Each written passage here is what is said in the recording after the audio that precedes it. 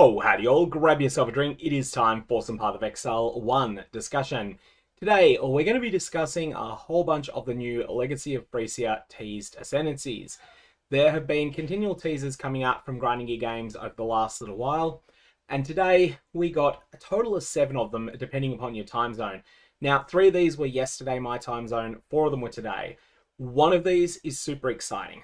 This is the Surfcaster. The Surfcaster is one that needs to get its own video entirely. There is so much going on here, just so much raw power in this Ascendancy, that I'm going to be excluding the Surfcaster from this video because it needs its own thing. Ultimately, the more I think about the Surfcaster, the more excited I am to try it out. There's a lot of weird shenanigans you can get up to here, like for instance, all hits are critical strikes while holding a fishing rod. This is not necessarily worth the opportunity cost of using a fishing rod and a 4-point Ascendancy notable normally, but when you're dealing with things that can't normally crit or that have a normal crit chance of... Sorry, let me be more precise there. When you're dealing with things that have a base critical strike chance of 0, such as the explosions caused by the unique Flask Aureate Send, or the explosions caused by Herald of Ice, then this can actually be really substantial. Especially if you don't spec for crit at all, but you guarantee 100% critical strike chance with Bated Breath, and then you use Malagaro's Virtuosity in order to get 300% crit multi. So essentially, you're always dealing triple damage, but this doesn't count as triple damage. There's so much to go into that, and that's the bad side of that Ascendancy. The best side of it is on the left-hand side. So much to be discussing there. However, I wanted to do the other 6 in this live stream, and then give Surfcaster its own video. The first of these is the Daughter of Oshabi, which was revealed yesterday.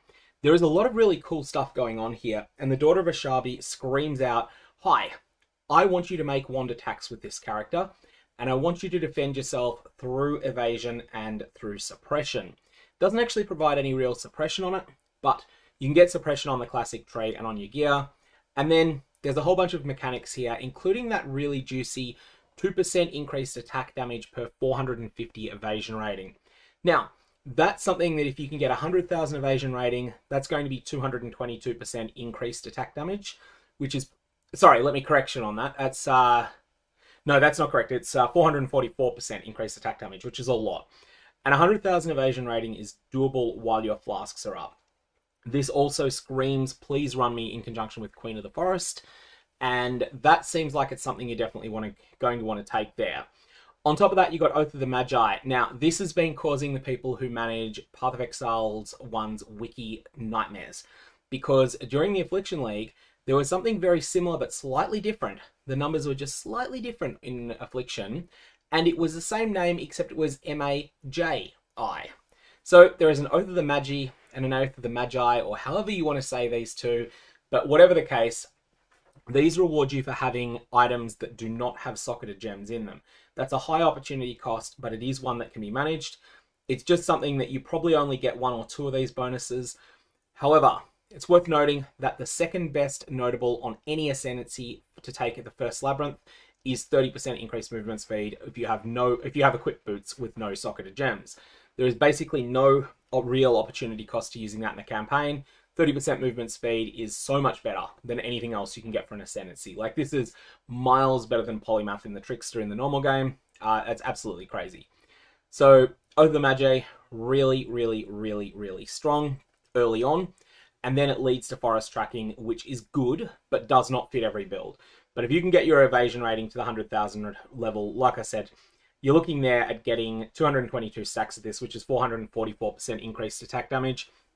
That then means that you don't need to get much increased attack damage on the rest of your gear, and especially on the rest of your tree. It's going to change around the way that you value things on your tree, but it is going to end up being really strong.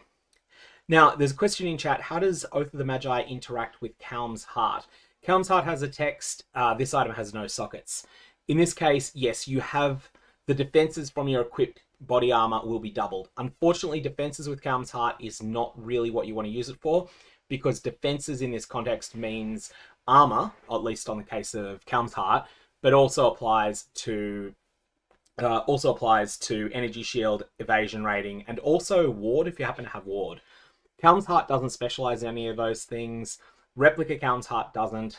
Now, there are the Calm's Boots, I can't think of the name off the top of my head. There's a divination card called the Throne for them. That actually does work pretty well with Oath of the Magi because you will get your 30% ink movement speed as well as having 30% ink movement speed on those boots. Very important to note though, there is an item from the King in the Mist. Now I did have the King in the Mist open in the background. I just don't think I still do. I'm just gonna have to look. It's Pragmatism I had open because that was going to be relevant when I was going to film the Surfcaster video at the moment and then decided, no, I'll go live and do everything else. The other item is called the Untouched Soul. It's important to note, the Untouched Soul is quite different because this specifies it cares about the number of empty sockets by color. So Calm's Heart and the Untouched Soul is a non-bow, but Oath of the Magi and the Calm's Heart is a combo, if you like. Not really that much of a combo because of the nature of Calm's Heart not providing all that much in the way of armor. So that's the answer to that question there. Okay, so that's forest tracking. What sort of build wants forest tracking? I think you are going to be playing this on a build that is using a wand attack build that's doing that has triple elemental damage on the wand, or maybe physical damage on the wand potentially, or one of those hybrid Phys Chaos setups. There's a few things you could do there, but basically you want your wand to have damage prefixes. You also don't want percentage damage on your wand, and you don't want to use... there's a few other things you won't want to use with it. And you definitely want to use Queen of the Forest here, yeah. Queen of the Forest is fantastic. Now, this is hit damage. It's worth noting, though, that you aren't forced to take forest tracking. Forest tracking is good, but you're not forced to take it. There is another section that provides a whole bunch of poison support here. And remember that attack damage only applies to the instant application component of your damage. So if you are poisoning, then forest tracking's benefit is not going to do all that much of use for you. That said, Roots of the Grove is extremely strong as well. You want to take exactly one of forest tracking and Roots of the Grove on pretty much any Daughter of Oshabi that you might build. And the alternative poison option, this doesn't do anything until you've hit the monster 5 times. But once you have hit the monster 5 times, all your elemental damage gains not just the capacity to poison, as though it was an elemental, but on top of that, all your damage automatically poisons as well. This is really strong, but it's also something that doesn't do much against trash monsters. It's for tougher things. So there's a lot of good things going on there, but my advice is going to be take exactly one of Forest Tracking and Roots of the Grove. Now, we have the other sections of this tree. We have Illuminating Wisps. This is something that is really, really solid. And actually, no, that's a very good point that Deathran makes in chat. Grasping Vines is also an indirect defensive layer. This is something we'll be talking about a bit more, especially in the Surfcaster video, because the way that I'm thinking of building a Surfcaster is primarily going to be using, like, your primary damage layer is going to be chain proliferation of freezes. And so you don't really have that much defense, but monsters lose the capacity to hit you. Grasping Vine removes monsters' capacity to move towards you. And up to 8 of them can be inflicted on, up to 10 of them can be inflicted on a monster. And this really, really crushes their movement speed. It doesn't affect their action speed though. So certain monsters, this doesn't provide any real detriment to their ability to cause you damage.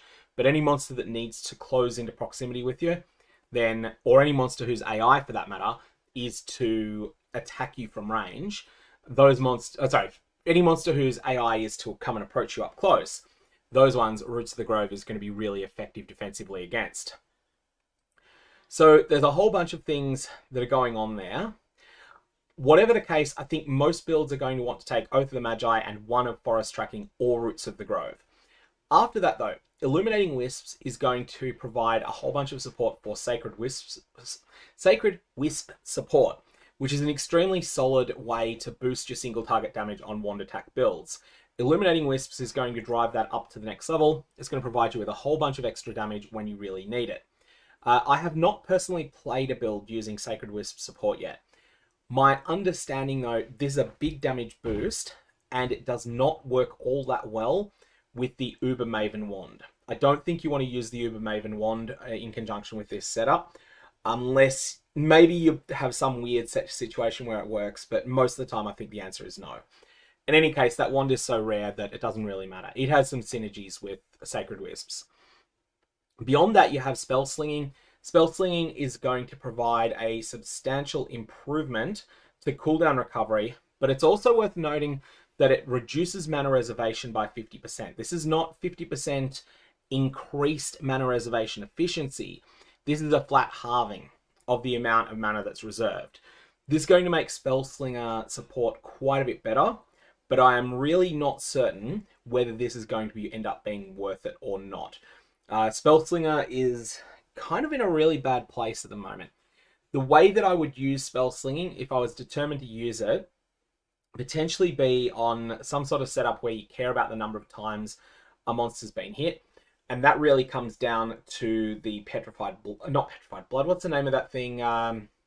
Also came in Ultimatum, Corrupting Fever. Corrupting Fever and those sorts of builds, they could potentially get a lot of benefit out of Spell Slinging, but that would be something that would be hard to mess around with. Spellslinger in general, I hope someone makes this work, but I'm not sold that it will be able to be made work. The last section is the generic good stuff related to shrines. If your build doesn't want any other cohesive set, then this is where you go. This is where you go when you're like, okay, I'm not really sure what I need. I just want a bit of power. Woodland Shrines creates level 20 lesser shrines when you kill an enemy. Now we know what level 1 ones do from the unique Helmet the Gull. They're pretty good. I don't know how different level 1 and level 20 ones are. We have not been told that information. So hopefully that's something that we get some clarification on beforehand. Otherwise, it might be something people have to actually test out in practice. It definitely does a lot, but as to how good it ends up being, that one I just do not know. Behind that, we have Innate Blessing, which I think at the moment my face might be in the way of. I've just moved it slightly so that you can see it. Innate Blessing grants you a random shrine buff every 10 seconds. My understanding here is that you're probably only going to have one of these up at a time, and it's going to feel really bad because sometimes you're going to get Acceleration Shrine, which is fantastic, then you're going to lose it, and that's going to be pain. But I could be wrong about that. In terms of weird and wonderful shenanigans here, if Innate Blessing does actually just grant you a new shrine buff and they all stack together, then in that case you're going to want to scale all sorts of shrine effects, and that'll be crazy. However, that's not the case. Roots of the Grove may be something you want to consider. There's something you want to consider here, and that is inflicting poisons with corpse explosions could be extremely strong here. Once a powerful enemy has been hit 5 times, so it's got 5 grasping vines on it, then at that point, all damage can poison. If you've got something like Oriath's End, the unique flask that causes monsters to explode, or any of the other sources of explosions, you can get some really massive poisons on enemies that might take them out. So there's a whole bunch of silly stuff that's going on here. Now, so Totox in chat is saying that there is an enchantment with similar text to Innate Blessings in Settlers, and you think it's fairly bad there. I haven't experimented with that enchant, so I'm genuinely not sure on that. In any case, it's something that looks like it's intriguing stuff that's going on here. There is definitely a strong core to this. You take Forest Tracking or Roots of the Grove, you definitely take Oath of the Magi, then you take Illuminating Wisps and you go Wand Attacks, and then you can pick up whatever flex spot you want. In fact, if you've gone Illuminating Wisps and Roots of the Grove, maybe you don't take Oath of the Magi, maybe you take Innate Blessing. So that's one option that you could go down. You could alternately experiment with Spell Slinging. This doesn't sing out to me as something I really want to try, but I do think that Queen of the Forest and Forest Tracking could end up with a whole bunch of, with you just doing a whole bunch of damage here. The amount of evasion rating that you can get late in the game can be really extreme, especially if you can get your hands on a Mage Blood, which is one of those things that you tend to say a lot when you're talking about maxing out either evasion rating or especially armor rating. Especially armor. Those two base defenses, they really, really, really aggressively score with the amount of evasion rating that, with the amount of flask effect you can get, and flask effect just scales up explosively with Mage Blood. So yeah, just get Mage Blood, and then Daughter of Oshabi works. But Realistically, no, it's going to be a good Ascendancy all around, but it's not singing to me as the most exciting thing. Someone's mentioning the potential of running a Poison Spellslinger setup with Roots of the Grove and Spellslinging, and then inflicting poison with spells. That's something I hadn't thought of, but there's definitely something there. And then you could go either Woodland Shrines or Oath of the Magi, depending upon your preference. It feels like then Illuminating Wisps might end up just being a travel node, which is always disappointing. But there's a whole bunch of cool stuff that you can do in there. Now next we have the Whisperer. The Whisperer requires you to talk really quietly when you're playing it. And all of the capital letters in the titles have been removed, which I just love. Just as one of those silly little flavor things that are done there. Don't panic yet. Have you forgotten? Your mind is destroyed. So yeah, very, very, very interesting sort of theme there that's going on. But when we have a look at the actual stats themselves, there's some cool things that are going on in this Ascendancy, but some of these are also very, very, very niche. So we'll start with There Is More, because I think that There Is More, my face isn't quite in the way. The text that you can't read at the moment is just saying +1 maximum frenzy and maximum power charges. So that's the thing that's been crangled there. There Is More is a very simple thing. For minimum and maximum, your minimum and maximum power charges and frenzy charges are 4. This is a Hierophant node, but it's been transferred to a different set of charges. Very solid setup. You can go higher than 4 if you want, but I honestly think it's fine to stick at 4 as well. Really, really, really solid setup that you've got at this point, where you just get a whole bunch of damage off this. This is like I think this is probably one of the best damage nodes in the game overall. 4 frenzy charges is monstrously good. 4 power charges monstrously good, but it does limit some other potential axes of scaling. From there, let's go clockwise, because someone's mentioned Have You Forgotten, and that one definitely needs a little bit of a look, because it's one of the most exciting ones there. What class is this Ascendancy for? Good point. I think it's the Ranger. I'll just confirm that. And it is indeed the Ranger. The Whisperer is indeed the Ranger. I did think so, but I just wanted to confirm that before I said it. Not a Word is one of those things that increases your capacity to inflict blind. Now, blind is an indirect buff to the amount of evasion rating your character has. It doesn't actually modify evasion rating as a stat on your character. But what it does is it nerfs the monster's accuracy substantially. I think by default it's 10%, and then with 50% increased blind effect it becomes 15%. And whilst that doesn't sound like all that much, with the way that the evasion rating versus accuracy formula works, I think it's something equivalent to 30% more. Something equivalent to 30% more evasion rating. So it's pretty solid. 100% increased stealth means that a monster that would normally recognize your presence at 9 meters instead recognizes it at 4.5. I think Not a Word is not quite strong enough for what it's doing here. Blinding enemies on hit is real. That is really strong text, and 50% increased blind effect is strong as well. But this is not providing you any more max hit. It's just providing you with more chance for enemies to miss you.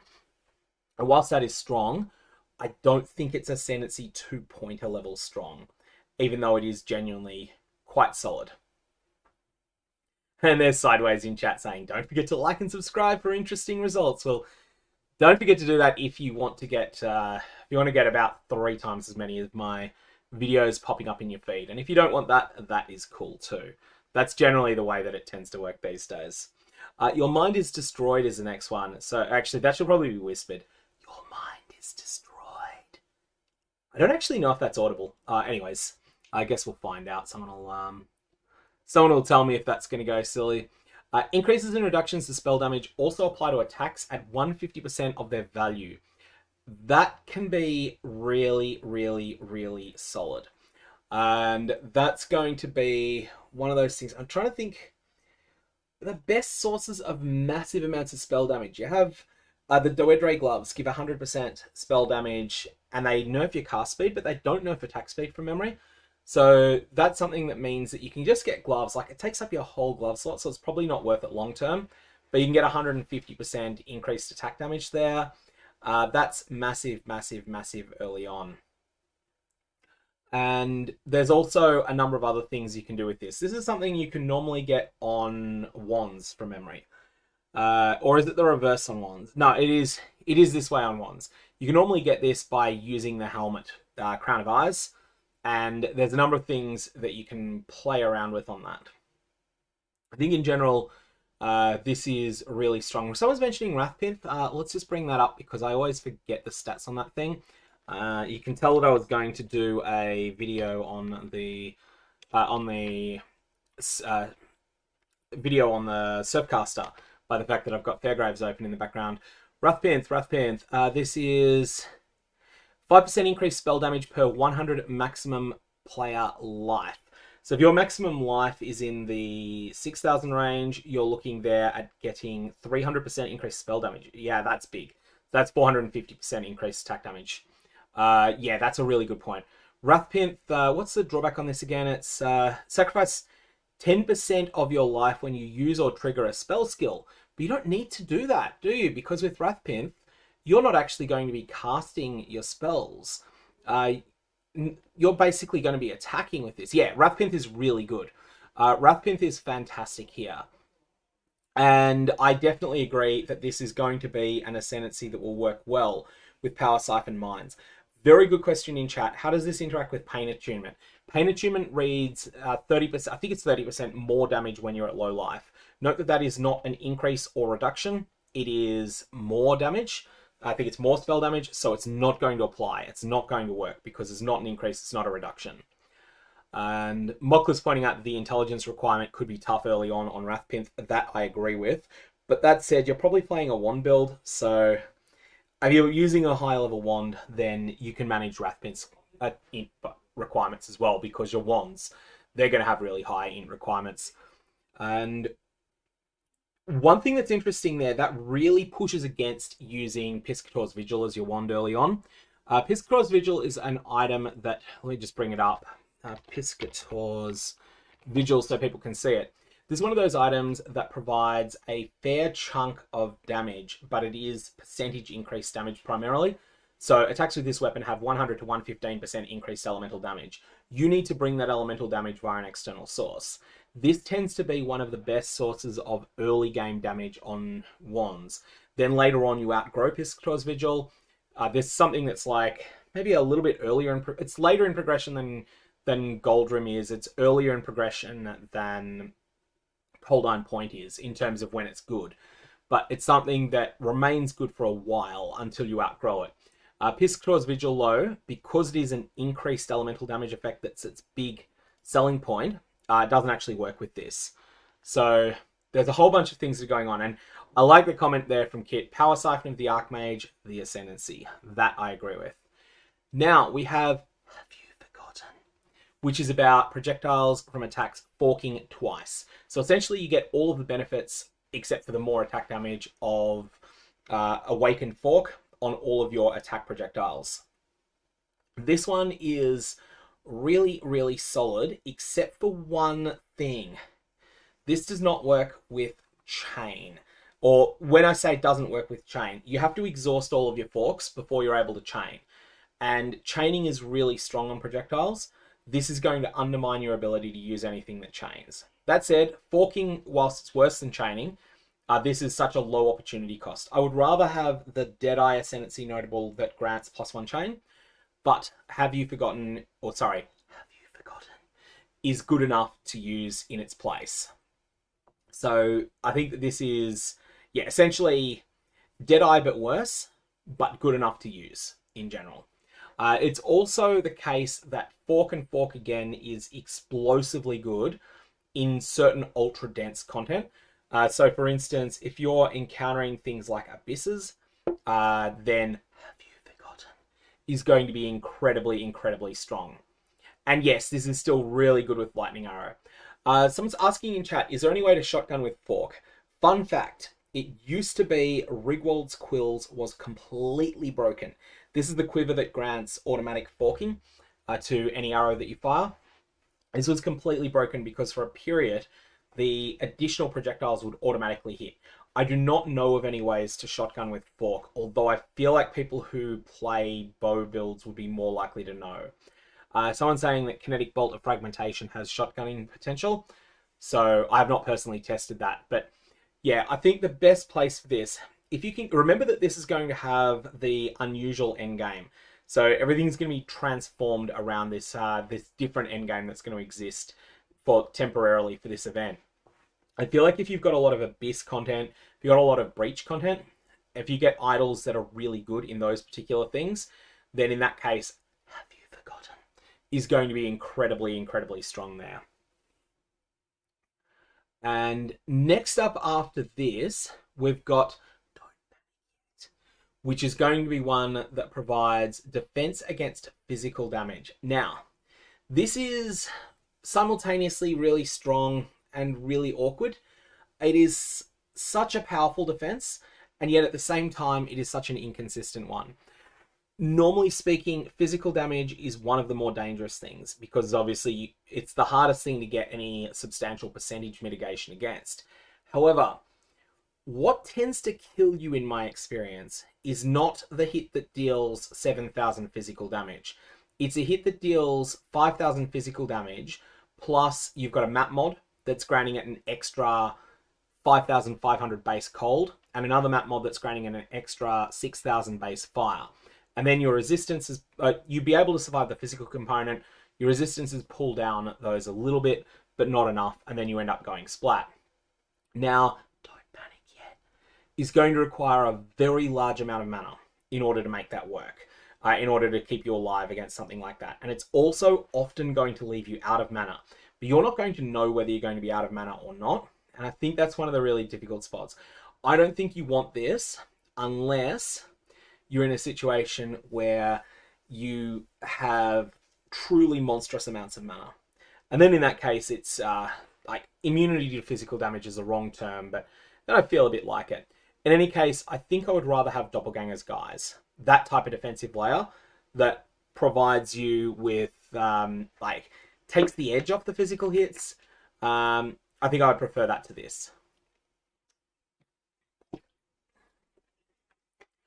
Someone's asking in chat, Tankslos is asking in chat, when we're talking about monster density before, aren't strongboxes going to be broken with the ability to reopen them?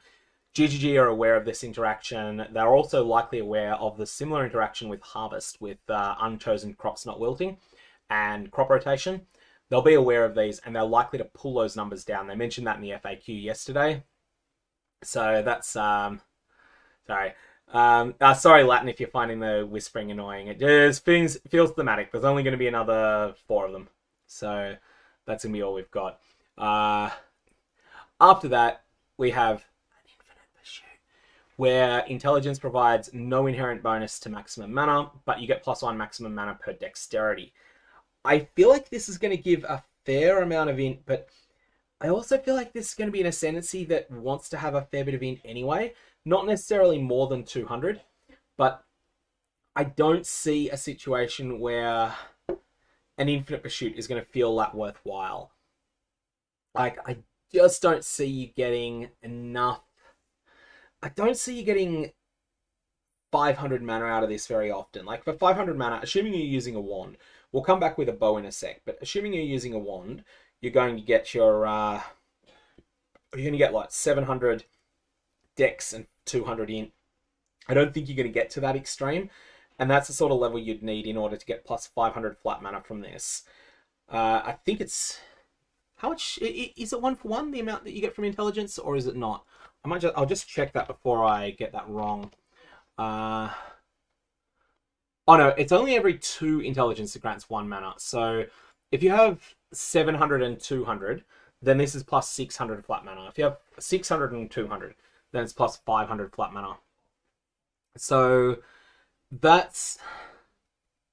Like, there's some power in there, but I'm not really sold, except that then you have the next node behind it. Next node behind it, has attack skills have added lightning damage equal to 4% of your maximum mana.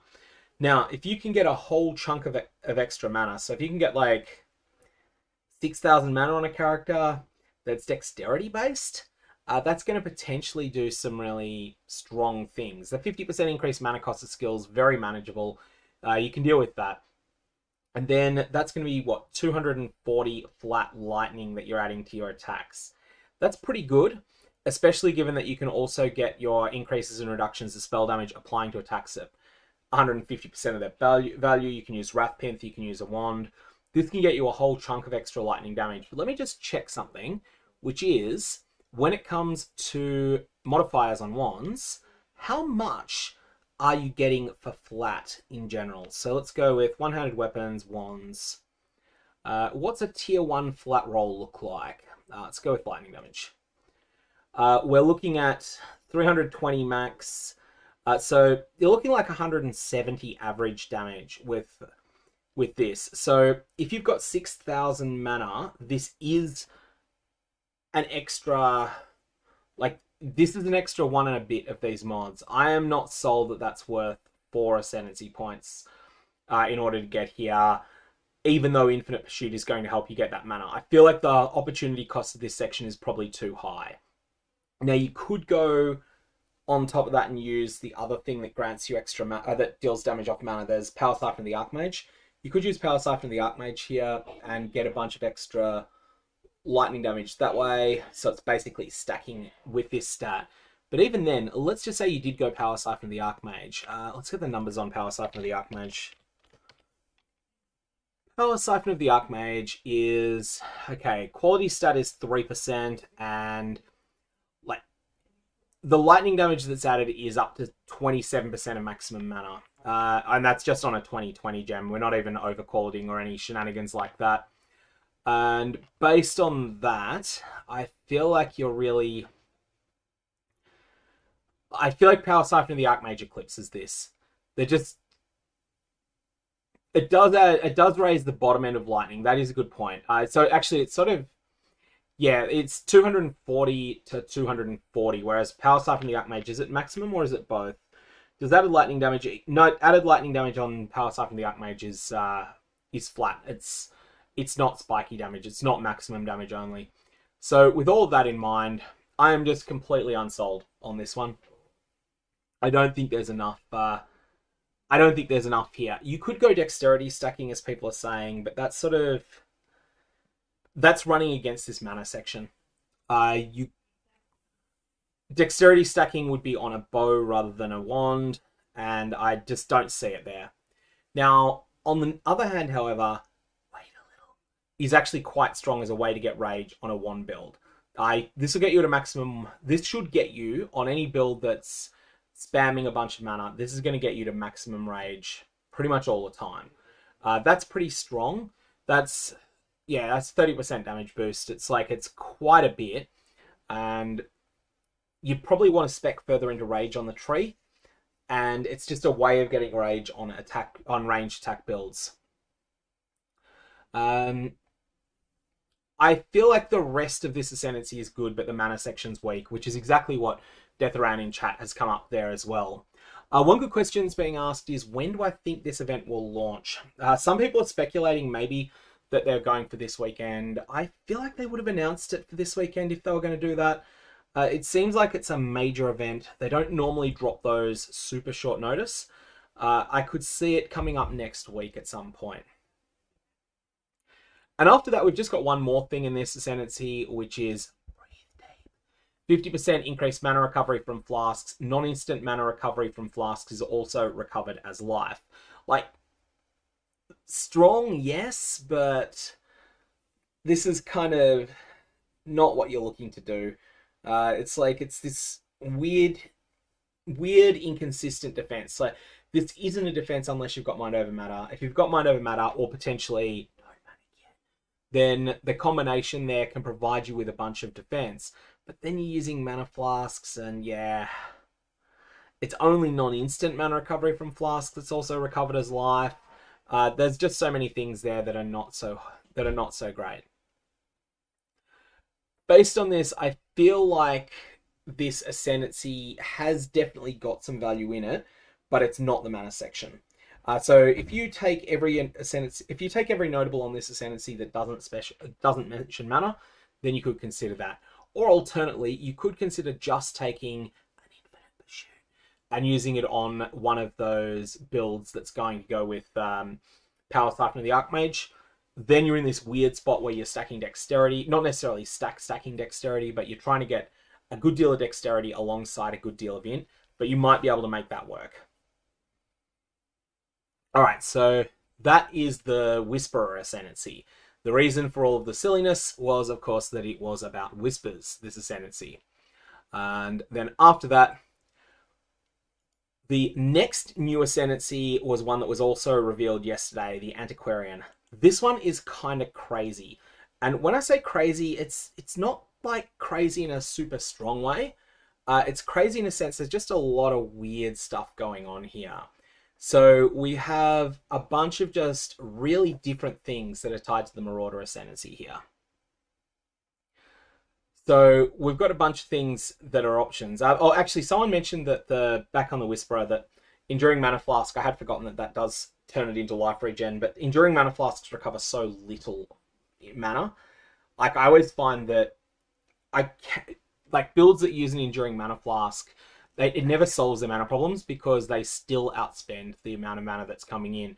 The amount of life that's coming in off them, yeah, there is some, but it's really bad, I think.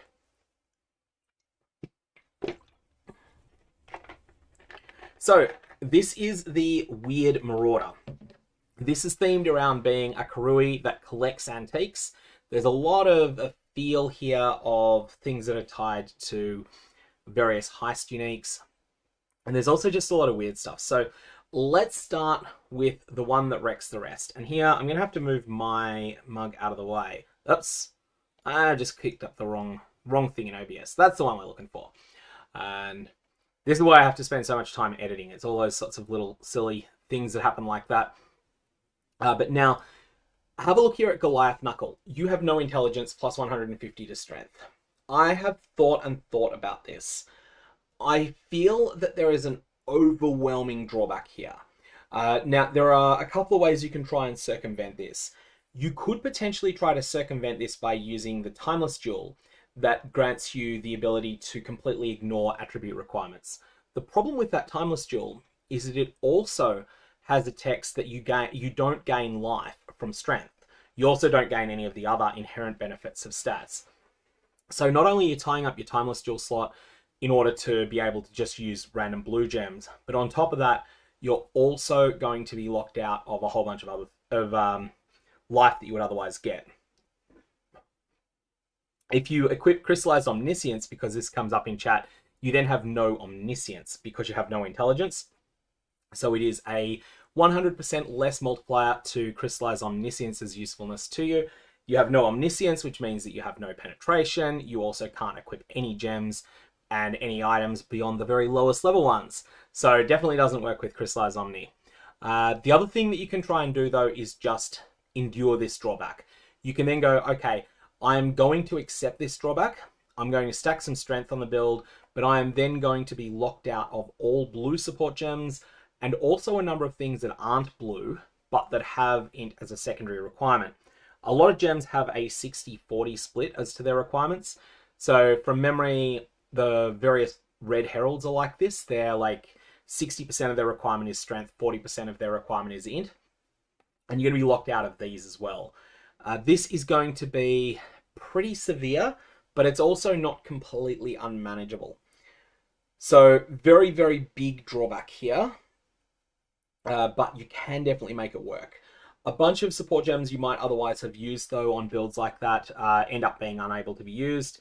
Things like Controlled Destruction, Concentrated Effect, all these sorts of things that are blue, you're not going to be able to use those.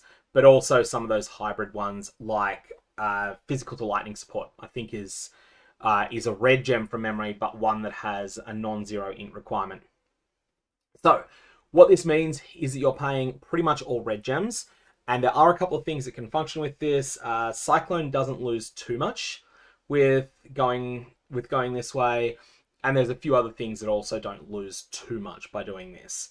Cyclone loses the ability to use Infused Channeling, which is one of its best support gems, but it's also not unfathomably better than everything else.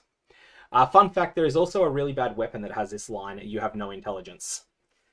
Behind Goliath Knuckle, we have, let's start with Turtle Shell, the less interesting one.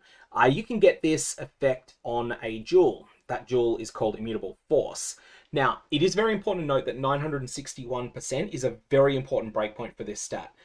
Going from 960 to 961 is the difference between recovering from a stun or block in between 2 frames and then dropping down to 1. So you need 1061% total, but you have 100% by default to get there. If you have 530% total, then you recover from being stunned or blocking in 2 frames. 531% total. So that just requires 431% increased. So that's something that you want to keep in mind. Turtle Shell is completely replaced by a unique jewel, albeit a valuable jewel, albeit one that has a wide roll range from 500 to 1000 and a huge improvement once you get over 961. But even without that, I would very happily just equip a 501% Immutable Force, and I'd be perfectly fine with that as an alternative to Turtle Shell. You don't want to spend 2 entire Ascendancy points for this. Now, I might consider using Turtle Shell, and especially when it's behind another 2-pointer as well. And it's also a 2-pointer that, like, from memory, cast on stun. I've just got to check cast when stunned. This has an int requirement, doesn't it? Yeah, this is pure intelligence. So you can't even... Like, the main reason that you would want to use this is cast when stunned, and of course Blood Notch. Blood Notch is the other one, but Blood Notch is rare as well. If you can afford Blood Notch, then you can afford Immutable Force. So Turtle Shell is, yeah, just not that great. It's a good question someone's asking about. Is there a limit to stun beyond which you no longer count as ever having been stunned? No, the way that stun and block recovery works, there's no breakpoints past 961, including breakpoints you can't reach. The other thing to note is that while the Blood Notch Immutable Force tech isn't as strong as it used to be, it does still work. You just need to use Valyrium or a couple of other sources. There's a couple of things you can do in order to make it work. But yeah, Cast When Stun being blue really surprised me. I did not realize that this was a blue gem. I'd always thought it was red because I haven't played the build, but yeah, there we are. It's primarily an int requirement, secondarily a dexterity requirement. All that said, basically, Turtle may as well not exist. I think this is a complete brick. Get your hands on a Blood Notch if you can. Get your hands on an Immutable Force if you want this effect. And even if you can't afford to divine it to 961 plus, or just simply trade for one that's 961 plus, just use it and endure 2-frame stuns, because even a min-roll Immutable Force will get your stuns down to 2 frames. So next we have a Whaletooth Bangle. This one I misread. This one is 1% increased duration per 10 strength. Now, when I first saw this item, I misread that as 10% increased duration per 10 strength, and I got incredibly excited at the sort of crazy things you could do. Then I realized that I was completely wrong. This is increased duration. It's not skill effect duration. It is unconditional duration. So it is going to apply to things that are not considered skills. For instance, Headhunter buffs, Soul Eater buffs. And for that reason, I think the best possible use case of this is probably going to be if you can use Xerfy's Heart, which I'm not sure you can. Let me just check that. Xerfy's Heart. Yeah, there's no int requirement on that. So yeah, that does work. Okay. Xerfy's Heart puts you in a state where you gain Soul Eater for 20 seconds, but it's not 20 seconds. It's going to be for eternity and a day if you're strength stacking with this. You might consider using this in conjunction with Vile Ground Slam. Vile Ground Slam will then be really good. Or Vile Earthquake. Vile Earthquake's the other thing. Like, there's a bunch of cool stuff you can do. Unfortunately, yeah, Forbidden Shaco is not going to work, as people have pointed out in chat, for bypassing the drawback on Goliath Knuckle. I was just thinking, yeah, you could, if you are determined to make a Cast When Stunned setup work, Cast When Stunned on a Forbidden Shaco with this setup, with Turtle Shell, you could also use, what do you call it? You could also use the Kadiro Jewel, but the problem then, like, you're paying a huge price for this. You're paying a really huge price for this when you could just do something else instead. A question about Forbidden Flesh and Flames has come up in chat. I expect this will get asked again. The answer is we don't know. My personal expectation is that they will give you core game ascendancies. So if you are a Shadow, and perhaps you're a Shadow Surfcaster, then you might be able to try and spec into Escape Artist via Trickster-themed ones. But I'm not sure of that. And yeah, increased duration will also affect Vile Soul Gain Prevention, but that's not really an issue with when the primary purpose of casting your Vile skill is to set off Xerxes' Heart and get Soul Eater, so that Soul Eater goes for the whole map. The Forbidden Flame and Flesh combo has been answered on the Q&A, in the FAQ apparently. Okay, that must be new. I'm going to bring that up because the FAQ was not updated when I looked at it. So let me have a look, see. New questions. Forbidden Flesh, they grant the original Ascendancies, and Necro Settlers is going to end when Legacy of Phrecia begins. Okay, so that's the new questions that come up there. Cool. Thank you for pointing that out in chat, Carrington, because I did look for that just an hour ago before this live stream started, and it wasn't there. All right, so Whale-Tooth Bangle, increasing duration, I feel like that's probably best on Poison though. And that's probably where the strength of this is going to be. So making certain before I mention this, Replica Alberon's Warpath. This has an intelligence requirement, so you're going to have to circumvent that if you want to do this. And I also want to confirm because I think that this is going to work, but I just want to confirm that it indeed does. We need to check the poison mechanics to make sure that unconditional duration increases do apply to poison. They should, but I'm just got to make certain of that, because otherwise that's going to be one that's poison. So we need duration. Default 2 seconds. Increasing poison duration works. Increase poison duration, increase duration of ailments on enemies are means to work it. But there's nothing mentioning about unconditional increases of duration here. Only things that affect the poison. So, based on this, I'm going to say that I do not know whether Whale-Tooth Bangle is going to increase the duration of poisons that you inflict. My intuition is probably yes, but I am not certain, and I definitely don't want to take responsibility for people going ahead and trying to make that work. It does work with Flask duration, apparently. Unconditional duration. So yes, Soul Thirst is another good example there. So there's a number of things you could conceivably get going here, but you would be needing to use a whole bunch of things in order to manage the problems that come along with having no intelligence. So an interesting cluster, but whether it's a cohesive whole or not, I am less certain. Let's go and have a look at the other two clusters that are present in this Ascendancy now. And we have the section that is gated by Kalguran Armor. Kalguran Armor is extremely strong. People use the unique belt Yinda's Stand to get this mod. Gain ward equal to 50% of the armor and evasion rating from your equipped body armor. So if you're using a 3800 armor, 3800 evasion rating chest piece, then this is going to give you 3800 ward, 1900 armor, 1900 evasion rating. After that, that's its base stats. Then behind this, we have Starlight Reflector, which is incredible. 100% increased global defenses and faster restoration of ward on top of that. So much power that's coming here.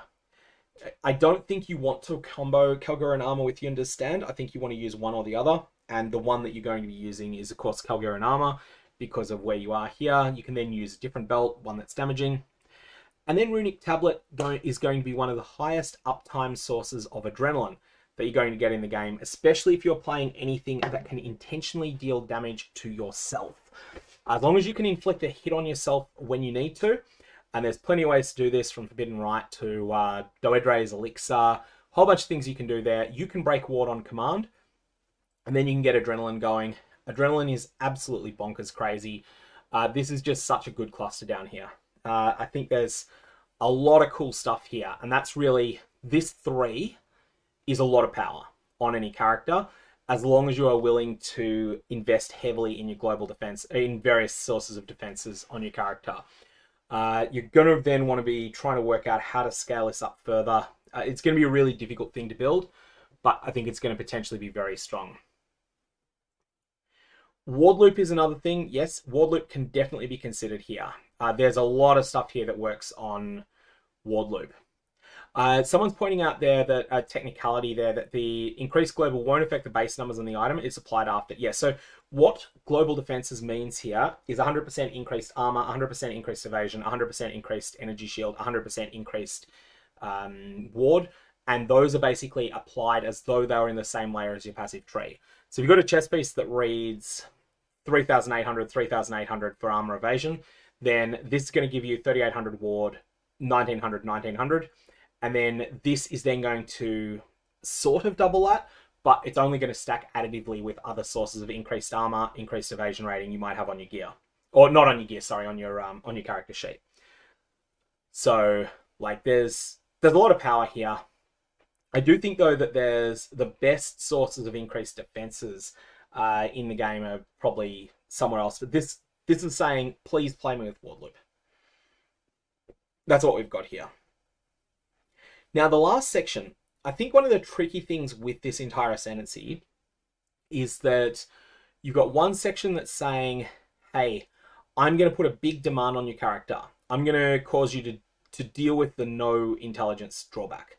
You've got this cluster that then has another drawback as well, 50% reduced dexterity. It does have a real bonus to it, but 50% reduced dexterity is not a nothing burger either. You've got to find a way to solve that. However, this means you've got 3 very easy points to use, and then after that, you've then got to try and figure out what to do with the remaining 2. 7th and 8th points are going to be really weird because both of your choices have a real drawback on them. In the Lionized Hair cluster, though, we have your hits can't be evaded, which is a genuinely good upside, especially given that it doesn't come with the drawback of you can't inflict critical strikes. And in exchange for that, you have 50% reduced dexterity.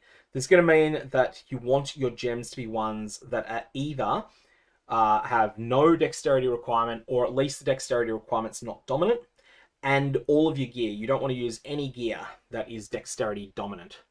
Otherwise, though, I think that's a pretty manageable drawback. There's certain support gems that you don't want to use this with, but then it's not too onerous, and you can definitely just manage. You can definitely make it manage. Definitely make that work. It's a very good point someone makes in chat. You can always just take 2 non-notables. You can take the 2 small nodes that lead in, and you take all 6 behind Kalgarian armor. Then you take this node and this node. That's an interesting thought as well. Maybe that ends up being better. Depends whether your hits can be evaded is valuable to you or not. Because your hits can be evaded is essentially equivalent to getting, like, I think it's 1,500, 2,000 accuracy that's equivalent to. So it's not a small amount. If you do go here, though, Lionized Shield has 2 lines of text on it. Firstly, your shield's block chance is overwritten by the number 50, which is something that you find in the Gladiator Ascendancy. This is strong. This is a genuinely strong node.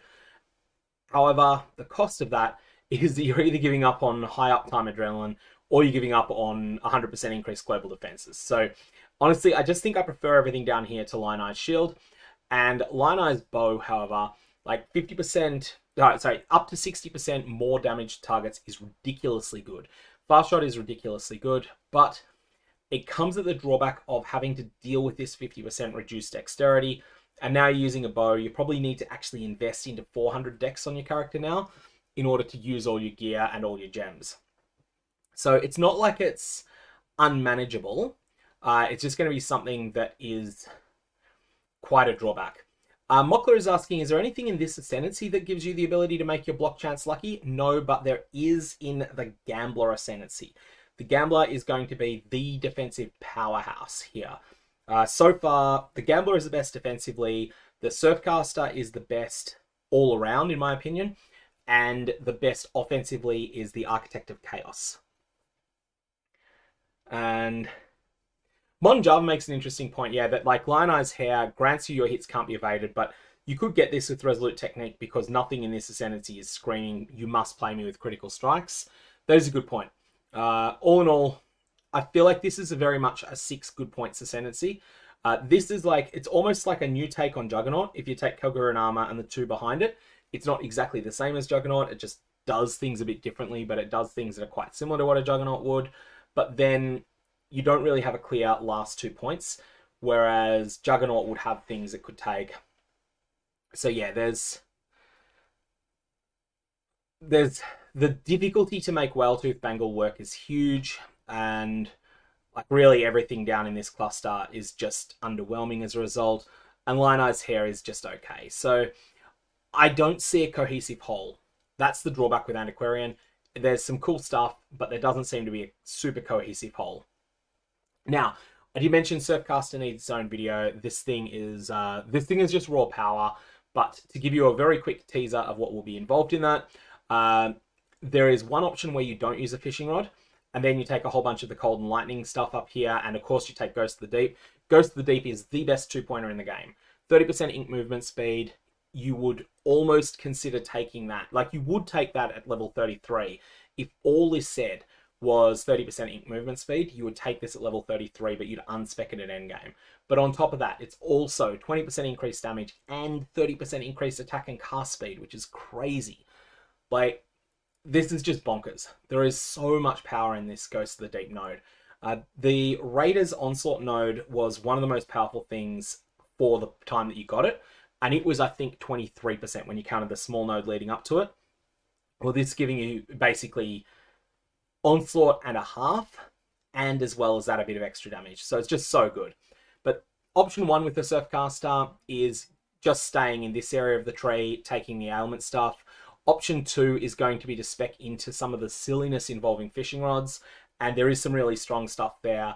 It requires you to use things that can't normally crit realistically, that have the capacity to crit but 0% base chance.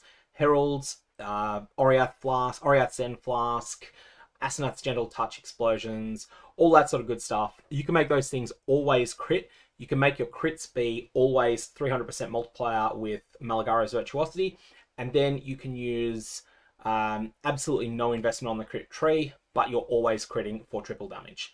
And that includes with things like Heralds that normally can't realistically crit. So yeah, there's a whole bunch of silliness there. I've got a build that's bouncing around in my head. I've just got to solve defenses on it. And lots of people also are thinking of using this as either a Lightning Strike or Frostblades character, using the top left corner. That's going to work as well. I was thinking lightning spells, but there is just so much good stuff in this Ascendancy. So much good stuff in this Ascendancy. Detonate Dead with a fishing rod, someone suggests there. Yeah, that's like, there is just so much silliness you can do, as well as being serious. Like, it's just cool. This is really cool. All that said, that's getting its own video. That was the video I was going to make, and then just about 10 minutes before I started recording it, Grinding You Games put out all of these new things.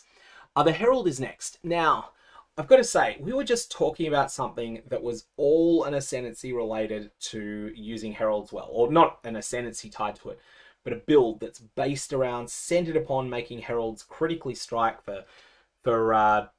critically strike with 300% multiplier and just get a whole bunch of damage out of them. Here we have the inferior version of the Surfcaster, unfortunately. This has some cool stuff going on in it. There are some things you can only do on the Herald Ascendancy for the Witch, but this just doesn't quite seem to get there. So firstly, you have the Coming Calamity. Your aura skills are disabled, 200% increased mana reservation efficiency of Herald skills. Turning off your auras is a pretty big drawback, but it's not completely unmanageable because Heralds serve a lot of the same purpose. So while that sounds like it's a catastrophic drawback, it is something that's more manageable. After that, you have the future effects. So all of these do fundamentally the same thing. They provide you with two buffs, one of which is 100% increase to buff effect for a particular Herald. There's one you can choose for Purity, one for Ice, one for Ash, one for Thunder, and one for Agony. Then they provide a second effect.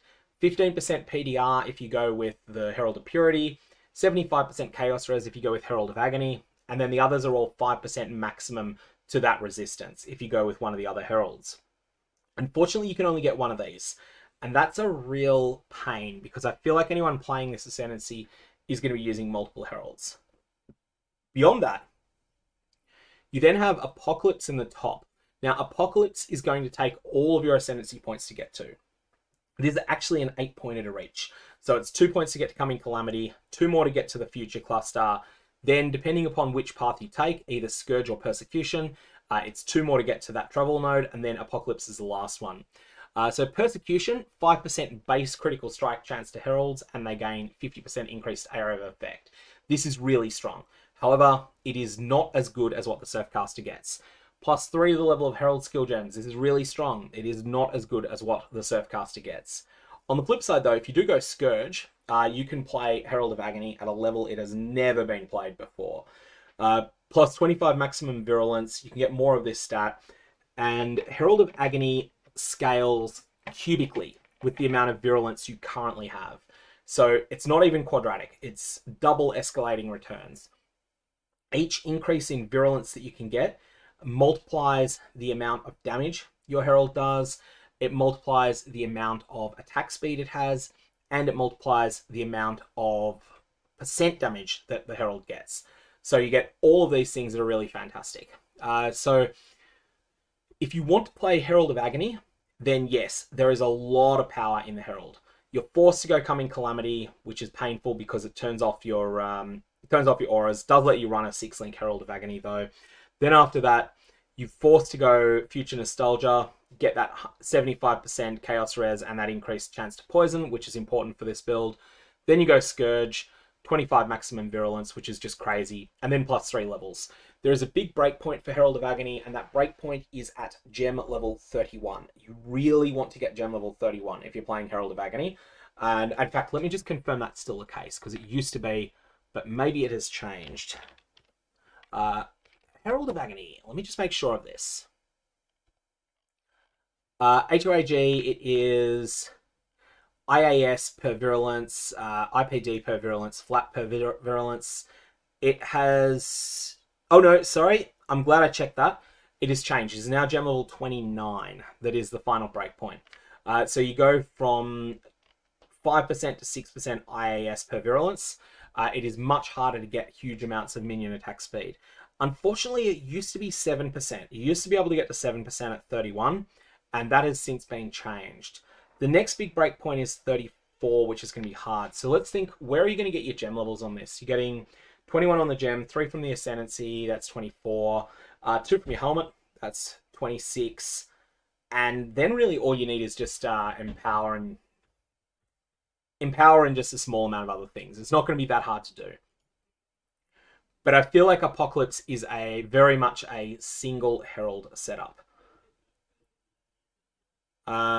Replica Badge of the Brotherhood you mentioned. Let me just bring that up. Again, just to bring up the relevant stats. Replica... might have if I can type right. Replica Badge of the Brotherhood. And here we've got your maximum endurance charges equal your maximum frenzies. I don't think Replica Badge is what we want in this situation here. So yeah, as I see it, I'm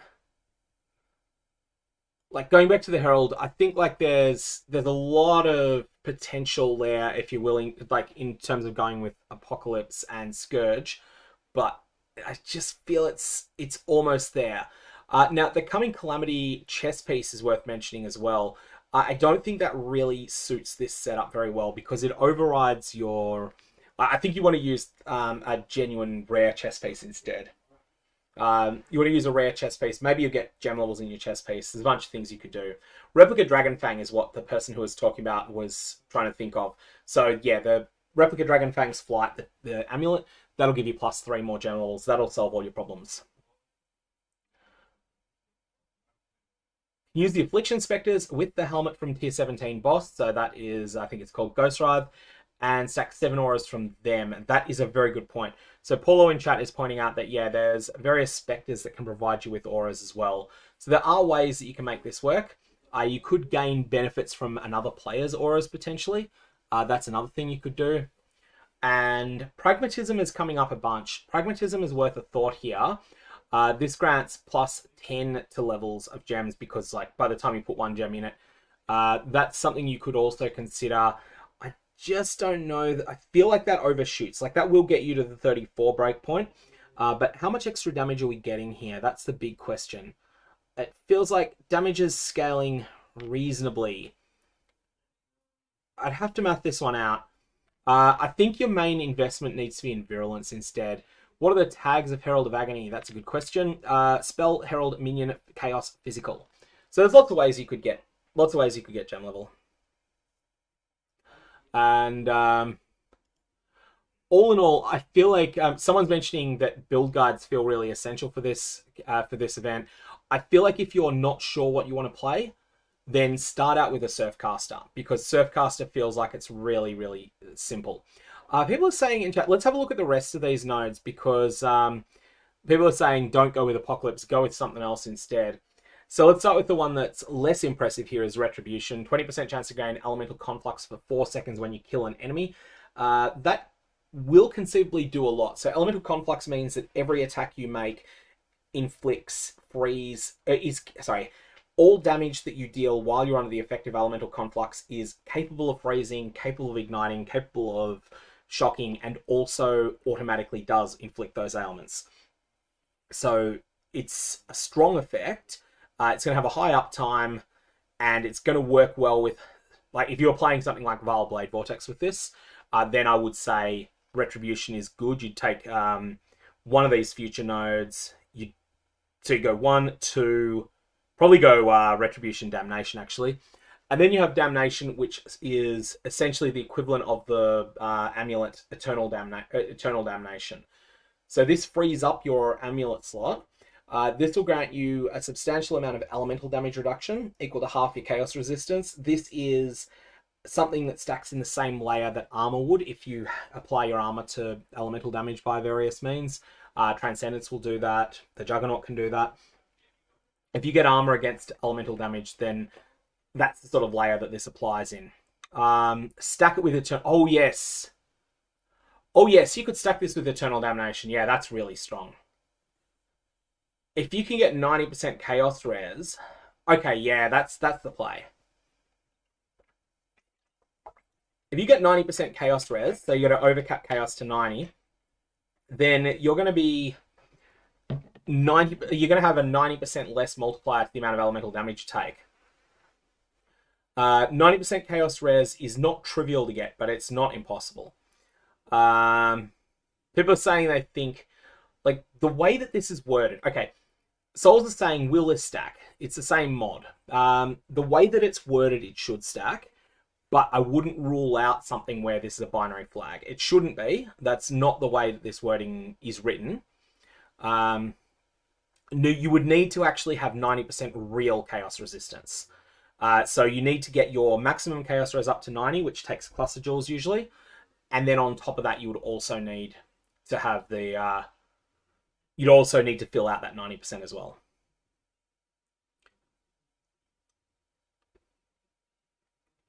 Divine Flesh is dubious here. I feel like Damnation could be one of the most defensively powerful things you could get in the game, assuming it stacks with Eternal Damnation, which, like we say, it should, but that's not verified yet. So if you were to go that way, then you could conceivably go... you could still go Herald of Agony. You'd then take Scourge and just miss out on Apocalypse and take Damnation. So that could still work. You're missing out on 3 gem levels, but you're getting so much defense there. You then need to use a chess piece that's dedicated to increasing gem levels. That is probably Skin of the Lords or Skin of the Loyal at that point. Or maybe you would use a double influenced chest with gem levels on it. Or a fractured fossil chest with a faceted fossil chest with gems on it. There's a bunch of things you could do there if you wanted to make that work. So, yeah, this could be crazy for damage. And Lightning Coil is... Lightning Coil is a really good point, actually. You just go pure defense on the chest to go Lightning Coil. Then you can't get the gem... Then you can't get your gem levels as high, but maybe you just don't care. Maybe you just go tankier and just accept that, okay, I'm not going to get crazy high gem levels, but I don't really need them because I'm doing so much damage. So that's the setup, yeah. I think you've convinced me in chat that that's the way to go. Oh, Goofy, if you're a PathOfExile 2 player primarily, and you're coming across to PathOfExile 1 to check it out in this event, This event is going to be pretty chaotic to learn, although I guess there's a bunch of things that we all have to unlearn as veteran players for this event, like the way the Atlas works. I think it'd be interesting. I would say if you are new to PathOfExile 1, this could be a fun event to try, but just don't expect that it will be like the normal game. There'll be a bunch of stuff that'll be different. Yeah. Herald of Purity is coming up in chat there. I don't think that Herald of Purity gets nearly as much out of Scourge as Herald of Agony does. 25 maximum virulence is just crazy. Plus 2 to level number of Sentinels of Purity is something, but it's just not on the same scale. Lawwave or Replica Lawwave to ignore the amulet downside. Yeah, there's a whole bunch of stuff there. Like, as I said, there's a whole lot of crazy shenanigans that are possible with this Ascendancy now. As people are saying, if Damnation stacks with Eternal Damnation, let's just bring up Eternal Damnation while we're at it. Because we've talked about this item a lot. People may not know what it does. So it has the drawback of -5 to all maximum resistances. You have to make that back somehow. It's a bad drawback, but it's manageable. Gain elemental damage reduction equal to half your chaos res. Maximum endurance, frenzy, and power charges is 0. Super cool stacking in conjunction with Damnation here because it's the same drawback. But you do need to bring up those. Resistances again. One of the things that's critical: no monsters have the ability to penetrate elemental damage reduction in the game. None at all. That's something that's really strong when it comes to this effect. So that's the Herald. Something that chat has convinced me is different to and better than I'd originally thought. We'll jump down to the Paladin next. Just firstly, though, if people are looking to play a really, really strong defensive powerhouse, that is the Gambler. It did its own video. This thing is crazy good, especially if you can get Tails in conjunction with 75% attack block and 100% suppression. This is one of the most powerful defenses you can get in the game. And so that's going to set you up really well defensively. After you've done that, there's a bunch of ways you can get damage. But I feel you want to go risky exploit. You then got to fix up this elemental resistance drawback on it. And reverse dodds. Reverse dodds then dealing elemental damage. Any combination of elemental damage. You're going to do a lot of damage with that. And end up really, really solid overall. So this is a great Ascendancy. If you're looking for a safe build, this is going to be what it'll be. Something that's going to be really hard to kill, and that you can then either be making your attacks with a Tri-Element Wand, or alternately a Tri-Element Claw. Probably actually Tri-Element Claw is the tankiest thing you could do here, because then you're passively regaining lots of life as well.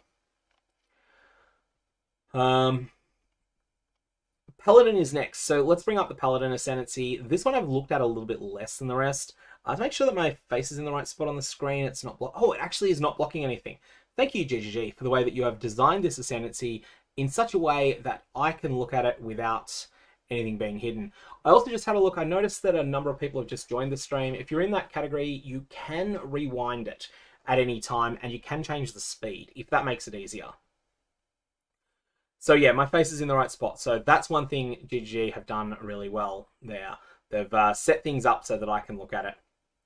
Okay, we have a whole section dedicated to links, absolution, field medicine, deep connections. I feel like that is just a meme. Like, the whole concept of links has just been very, very bad. They've never really worked. The drawback is too severe on them. And whilst it is the case that Flame Link does staggering amounts of damage, absolutely off the charts, crazy amounts of damage, it's also, you've got to be teamed with another player that you trust. That's the real difficulty with it. Additionally, like, do we even gain that much out of this? Like, 40% increased effective non-curse auras from your skills while you have a linked target. Yes, that is very strong. Curses are inflicted on you instead of linked targets. That's also quite... Yeah, Absolution is good. Deep Connections, though, like, it's only Frigid Bond that gains from that, if Frigid Bond even works. And Frigid Bond is terrible and doesn't scale enough with links. Links do work with minions, as long as the minion is destructible, but they generally disappoint. Field Medicine, magic utility flasks applied to you have 40% increased effects. Oh, what? Okay, Field Medicine is with Mage Blood is indeed disgusting. Uh, yeah. And the thing is, you can still use your flasks with Mage Blood. Oh no, you can't use them. No, you can't use them with Mage Blood. Turns off the ability to use them, so you can't give them to other people. But Field Medicine just works. That's just 40% unconditional Mage Blood flask effect. Okay, so that's kind of nuts. That shouldn't exist. Like, that's just crazy. Maybe this is the armor stacker setup. What else do we have here? We've got nearby enemies take 25% increased elemental damage. Elemental Valiance, 25% chance to trigger, summon Elemental Relic when you or a nearby ally kill an enemy or hit a rare or unique. Okay, Elemental Valiance is really, really good because this is something from the Guardian Ascendancy. It already exists, but this needs it badly. Nearby enemies take 25% increased elemental damage. You're already capable of playing this as an SRS build. So going Light of Divinity, then Elemental Valiance, and then playing as SRS. And then completely ignoring all of the links, playing Field Medicine, because like once you get Mage Blood, that's going to be bonkers. But if you don't have Mage Blood, it's a bit worse. You could take a level 30 aura, but they're not that much better. They're not that much better than level 21 auras. Then we've got enemies taunted by you take 20% increased damage, deal 20% less damage. That's actually pretty strong. Okay. The way that you would go with this is that you would go Light of Divinity, Elemental Valiance, you're playing Summon Raging Spirits, you're forced to take Bring the Battle, which is fine. You then Warcry in combat, and then early in progression, you take level 30 Determination. Later in progression, once you got a Mage Blood, you upgrade to Field Medicine. The problem is middle progression. I don't see what this is going to do before Mage Blood, after it stops really caring about that level 30 aura. There's a lot of potency in here. Maybe you just go Absolution and get the 40% Ink aura effect and then link to a really tanky minion. Maybe that's the way to go. There's some stuff that you can do here, like you tank to an Animate Guardian, maybe. Sorry, you link to an Animated Guardian.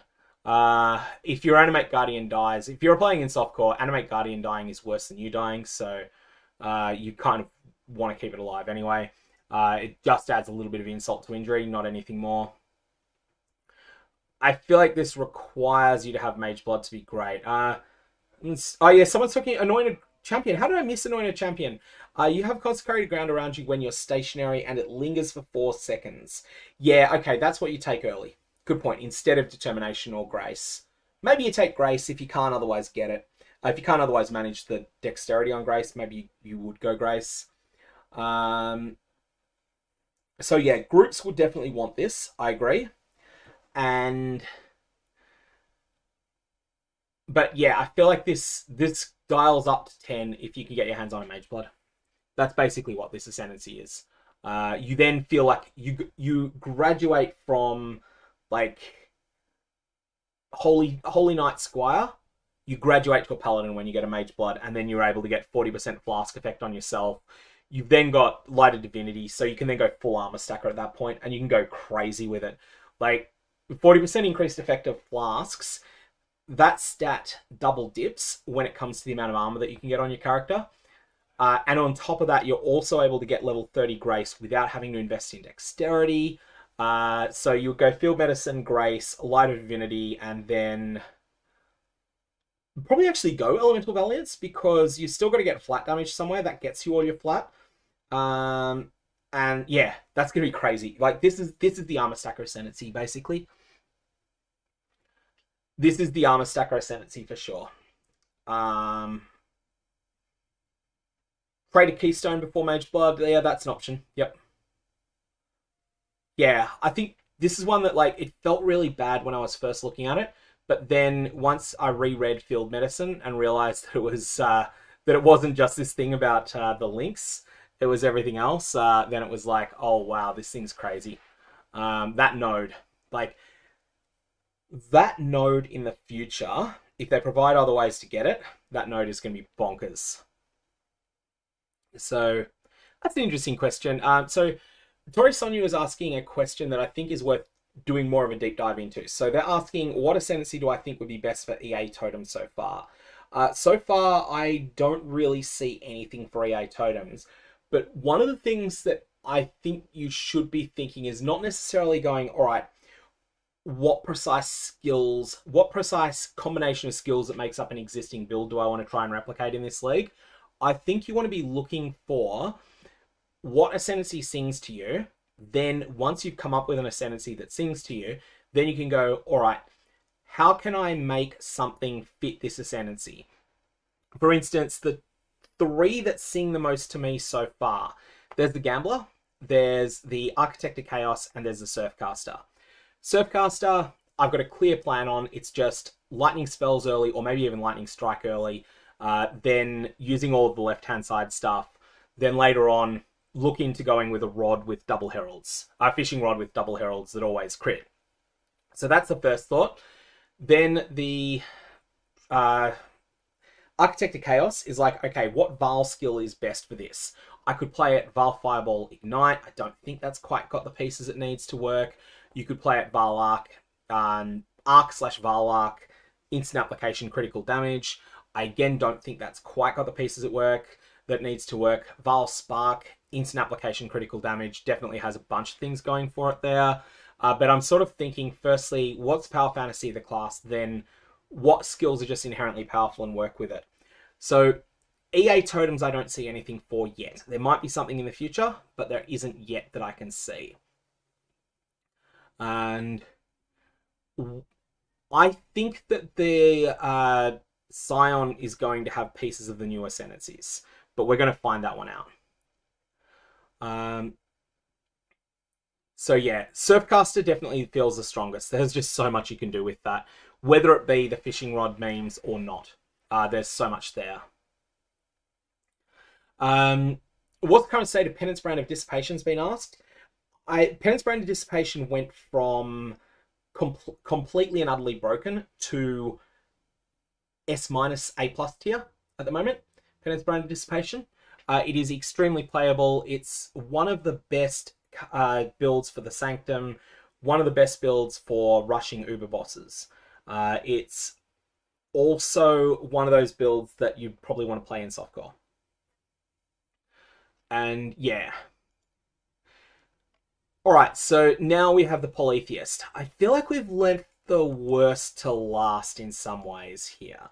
The Polytheist is devoted to all of the different gods of Ray class at the same time.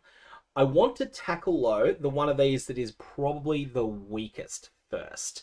So firstly, let me see if I can move my face. Okay, I can't move it to anywhere, so I could either shrink it. I'm not going to move it for now. I'll just leave it where it currently is.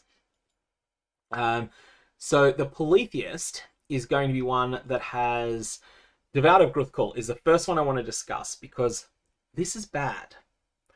But while this is bad, at the same time, there's a bunch of cool stuff going on with it because this allows you to double down on a particular drawback.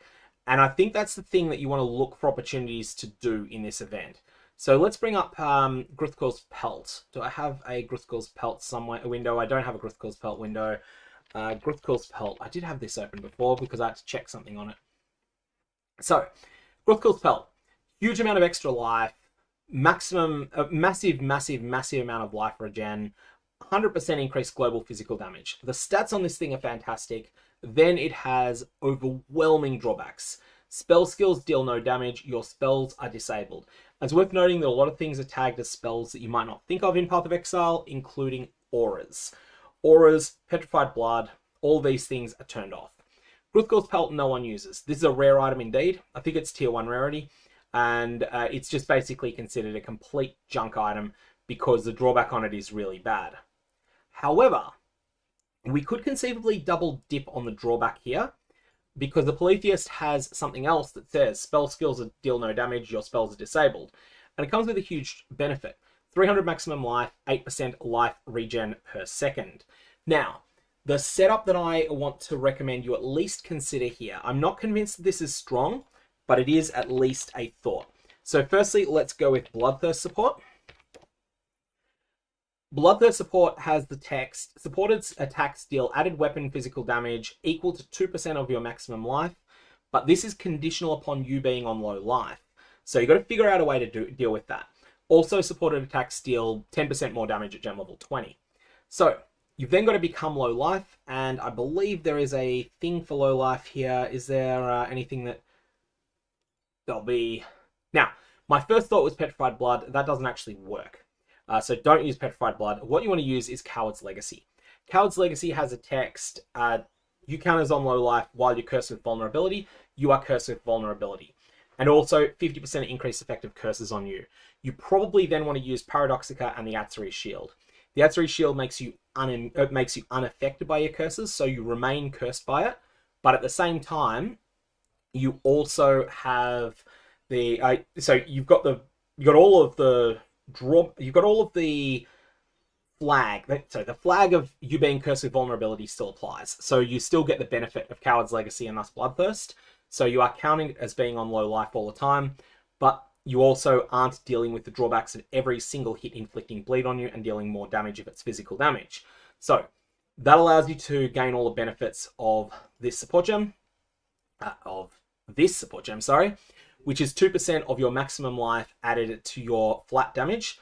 And then Paradoxica always deals double damage. It's the weapon that scales the most with all of those sorts of things. So Paradoxica, in conjunction with Polytheism, Devout of Gruthkul, in conjunction with Gruthkul's Pelt. This is a combo. Whether there is an entire build there or not, I do not know. You can also use Devout of Ralikesh in order to gain a whole bunch of Endurance, Frenzy, and Power charges to be tankier. There is definitely a lot of stuff that's going on there. What skill you want to use, how you want to scale the damage, that I'm not sure of. Now, there's also a bunch of other things that are in this Ascendancy here. So wouldn't you just use Yugal with the belt? Yugal is Hex Reflection. Your hexes. So you're not talking Devout of Yugal. You're talking about the Yugal Pantheon. Are you with that question, Sorahana VT? I think the Yugal Pantheon is 60% or 80% reduced effective curses on you. So you start at 150% base effect. You really do want to bring that down to 0 if you can. You can do it. You can use, that's the name of the thing, Shaper Influence Rings. Shaper Influence Rings can roll, I think it's 42% reduced effective curses on you. So there's a bunch of ways that you can get that stat, and then you don't need to use the shield. So there's a whole bunch of things that you can get there. So anyways, that's our Yugal in the ring. Let me just bring up the Yugal Pantheon. So yeah, Nameless Rings have come up in chat as well. Let's bring Nameless Ring up. Nameless Ring is 50% reduced effect of curses on you. You do have to deal with the drawback though. 50% increased elemental ailment duration on you. You'll need to get ailment immunity somehow. There's a number of ways you can do that. Now, this can come from rituals. I believe that you can get these. You can get these influenced even, and then get more of that reduced effective curses on you on it. So yeah, there's a bunch of things you could get going here. Let me just check actually.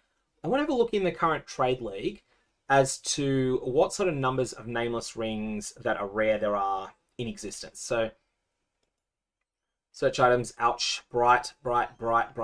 Sorry about that. I didn't realize it was going to flashbang you.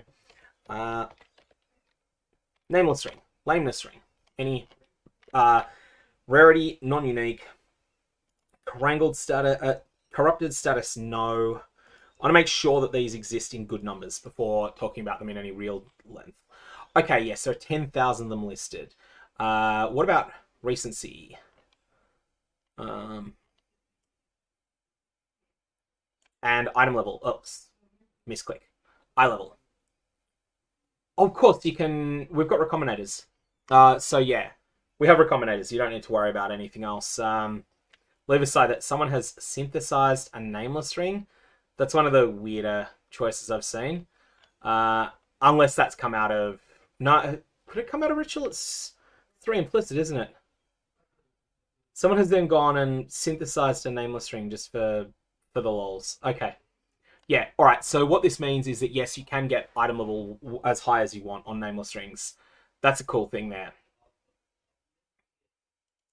Kikazaru is another good point. Yeah, Kikazaru has 40% from memory. Is it 40% reduced effective curses on you? The Shaper influenced rings can get you to 42% though from memory. Let me confirm that. Shaper influenced rings, suffix, Shaper influence, reduced effective curses on you. It can be 48%. So you can get 40% natural roll, then quality up to 48. So is the nameless ring implicit? Nameless ring implicit. I need to check whether that is caster or curse tagged. Only caster has a quality.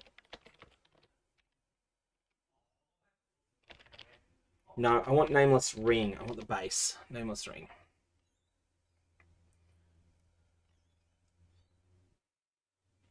Is actually elemental tag, which is unfortunate. That's annoying.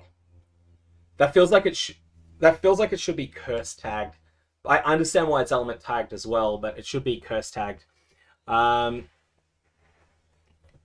So whatever the case, there's a bunch of things you can do here in order to make something that's reasonably strong. I feel like Reforged Caster on a Shaper influence nameless ring will be good. Well, hang on, that would get you. No, you think maybe Reforged Speed because you want attack.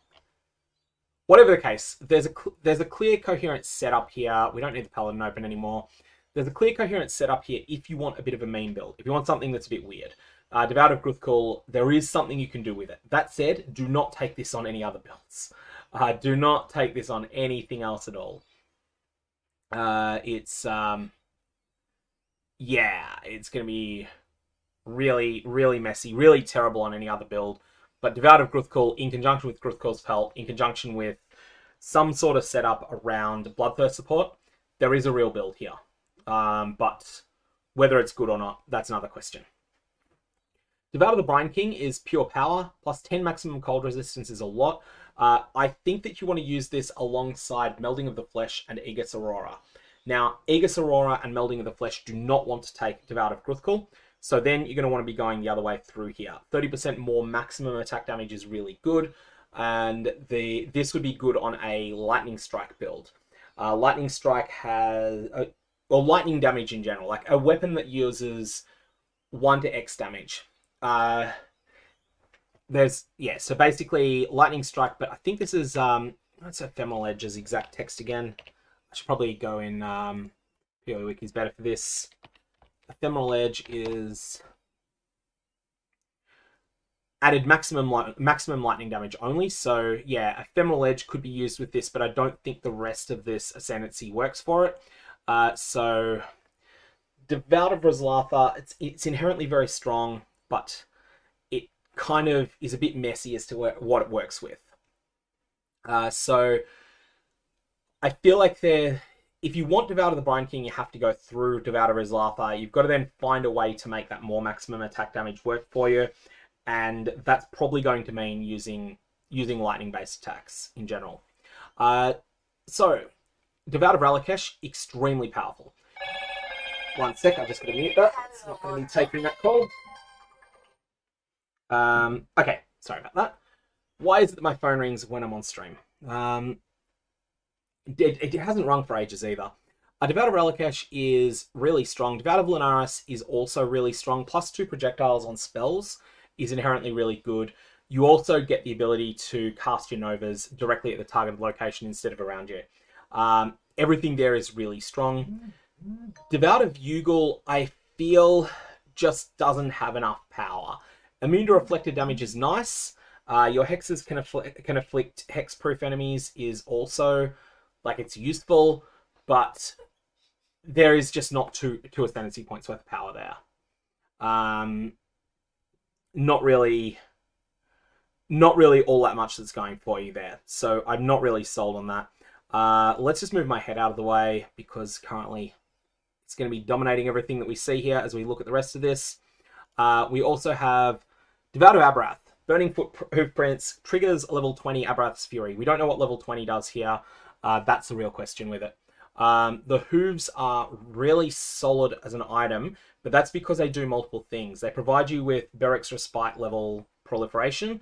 They actually have the Ignite proliferation like mod from Beric's Respite, and they also have the a lot of other stuff with them. Devout of Garakan provides evasion rating while moving, which is not a mod that people generally want that much. It can be good in conjunction with Iron Reflexes and like maybe in some I don't think you can make it all work. I don't think you can make all the pieces fit together because you can't get the builds that would want this the most are things that are using Mirage Archer and the Replica Dreamfeather mod. Maybe if original Dreamfeather was still good, that would be solid. 100% increased evasion rating while moving would be solid. Immune to ground effects is nice. Regen 4% of life while moving is nice. All these mods are nice, but it's just not consistent enough, and I'm not sold on Devout of Garakan. And then behind that, you have Devout of Solaris, which is a bit stronger. It's like nearby enemies are blinded, which is 10% less accuracy. So it's a whole bunch of extra. It's like equivalent to about 20% more evasion rating on your character. 100% increased critical strike chance against blinded enemies is fantastic. That's 2 whole power charges. Almost as good as Devout of Relakesh there. Enemies blinded by you have 100% reduced critical strike chance. Very careful wording there. This is reduced. This stacks additively with that map mods. The map mods that give you like monsters increase critical strike chance. So this is not 100% less critical strike chance, and that's important to note. All in all, I feel like Devout of Relakesh is so good that it might carry the ascendancy to go Devout of Relakesh, Devout of Lunaris, Devout of Roslatha, Devout of the Blind King. Alternately, there's those memes involving Devout of Gruthkul, Gruthkul's Pelt, Bloodthirst support. So there's a couple of things you could do there. And yes, that's a good point. I think Gruthkul counts as Adabrath. That's quite funny. So thanks for that, Chocolate Noodle. I did not see that. But I think you're right there.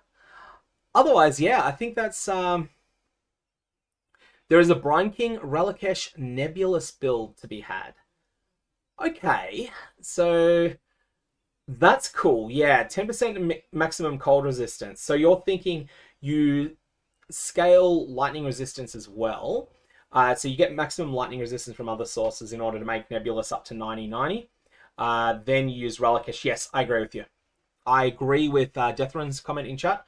There is a Brine King Relakesh setup, and it probably also uses Devout of Lunaris.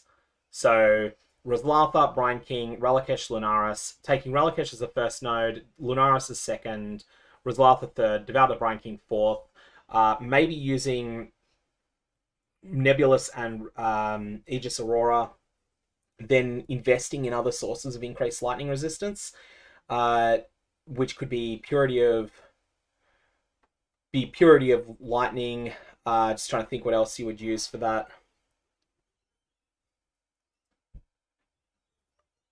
What else jumps to mind for that? Because you're not using melding now. Like, I was thinking Purity of Ice and melding, and using it defensively. That's